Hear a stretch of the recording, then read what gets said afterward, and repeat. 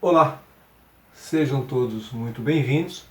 Eu sou o Paulo Roberto e é uma grande alegria estarmos reunidos para a exposição da doutrina espírita. Lembrando a todos que a doutrina espírita não é uma religião, é uma filosofia espiritualista, como está escrito na segunda página do Livro dos Espíritos, o livro que primeiramente iremos apresentá-lo através de pequenas palestras abrangendo todo o conteúdo do livro, capítulo por capítulo. Antes de iniciarmos nossas exposições sobre as obras de Kardec, vamos conhecer um pouco da vida do codificador da doutrina espírita, que assinou suas obras com o pseudônimo de Allan Kardec, nome de uma reencarnação anterior, como sacerdote druida na região da Armórica, por volta do ano 50 a.C., no tempo das Gálias. As Gálias eram territórios na Europa Ocidental povoadas pelos gauleses, povo de origem celta. Uma das Gálias é hoje a atual França. O nome Allan Kardec foi revelado durante uma comunicação espiritual pelo espírito Zéfiro, um amigo do passado, também druida, que viveu com ele na mesma época. Kardec reencarnou com o nome de Hippolyte Léon Denisard River, mais conhecido como professor Denisard River. Nasceu em Paris, na cidade de Lyon, em 3 de outubro de 1804 e desencarnou em 31 de março de 1869, com 64 anos de idade, vítima de um aneurisma. Kardec foi pedagogo, educado na Suíça, até o término de sua formação educacional na escola de um dos pensadores mais influentes da pedagogia contemporânea, o reformador educacional Johann Heinrich Pestalozzi. Kardec foi professor de francês, química, matemática, astronomia, física, fisiologia, anatomia comparada e retórica. Além da língua nativa, o francês, conhecia alemão, inglês, holandês, italiano e espanhol. Devido à sua prodigiosa inteligência e conhecimentos nas ciências, foi membro da Real Academia de Ciências Naturais de Paris. Foi casado com a professora de Letras e Belas Artes, Amélie Gabrielle Baudet, autora de 3 livros, mulher culta e muito inteligente. Em 1854, Allan Kardec ouviu falar pela primeira vez nas mesas girantes pelo amigo Fortier, um pesquisador sobre magnetismo. Kardec não deu muita atenção a esse fato no primeiro momento. Disse que era modismo da época, que logo passaria. Acontece que nessa época, no mundo todo, não só na França, estavam acontecendo manifestações espirituais. Aliás, as manifestações espirituais sempre aconteceram em todas as épocas, só não era do conhecimento de todos o que ocorria. Somente algumas etnias sacerdotais tinham o saber do que ocorria. Por exemplo, os próprios druidas, no Egito Antigo, os sacerdotes egípcios, na Índia, na China, já se tinha conhecimento de uma vida após a morte.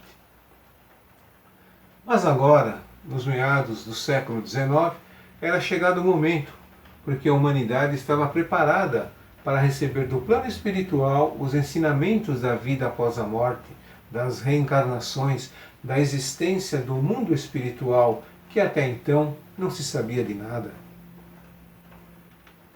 Em maio de 1855, Allan Kardec participou pela primeira vez da sessão de fenômenos das mesas girantes na casa da médium Madame Plenemaison, que lhe despertou grande interesse ao ver o fenômeno, iniciando dessa forma suas experiências com o mundo dos espíritos. E como acontecia, ou acontece, o fenômeno das mesas girantes, os participantes colocavam as mãos espalmadas bem próximo do tampo da mesa. A médium dirigente da sessão, ou o médium dirigente, pede que os participantes se concentrem, sentindo já a presença do espírito no ambiente. E a mesa começa a se deslocar para cima, em direção ao teto, para um lado, para o outro. O que acontece, ou o que acontecia, é que o espírito presente combina, une, junta uma parte do próprio fluido universal dele próprio, do espírito, com o fluido magnético do médium de efeito físico para aquele efeito, deslocando assim a mesa para cima ou para os lados, como ele bem quiser. Acontece também que, se não tiver nenhum médium de efeito físico presente ali na mesa, o efeito dificilmente, o fenômeno dificilmente irá acontecer. Mas, se estiver presente no ambiente alguma das pessoas que tenham mediunidade de médium de efeito, ou seja, médium de efeito físico, o espírito absorve desse participante que está assistindo, que é médium de efeito físico, o fluido magnético e assim consegue fazer o efeito, ou consegue, no caso aqui, levantar a mesa para cima ou deslocá-la. É importante que tenha no ambiente um médium de efeito físico. Kardec contou com várias mensagens para a codificação de suas 5 obras. Psicografias como da médium Madame Pleine Maison e das irmãs médiums Caroline Baudin, de 16 anos, e Julie Baudin, de 14 anos, e também psicofonias, através de transe sonambúlico, da médium Mademoiselle Ruth Céline Jaffé, de 20 anos, e contou, além disso, com a colaboração de muitos outros médiums. No caso do transe sonambúlico da médium Mademoiselle Jaffé, é interessante, porque a médium ela fica inconsciente, é sonambúlico, ela fica em estado de sonolência, de sono, e o espírito faz a comunicação através de suas cordas vocais, de sua voz. Nós iremos estudar, quando estaremos expondo o livro dos médiuns, todos os tipos de mediunidades, e um deles é exatamente esse também.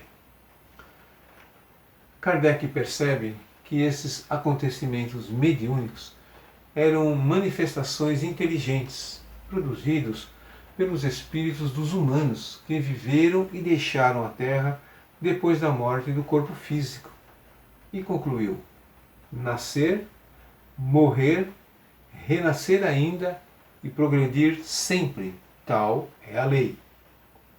E com essa missão gigantesca e desafiadora tarefa, Allan Kardec decidiu dedicar-se para estabelecer as bases da codificação da doutrina espírita, e que tem como objetivo o aspecto filosófico, científico e ético-moral.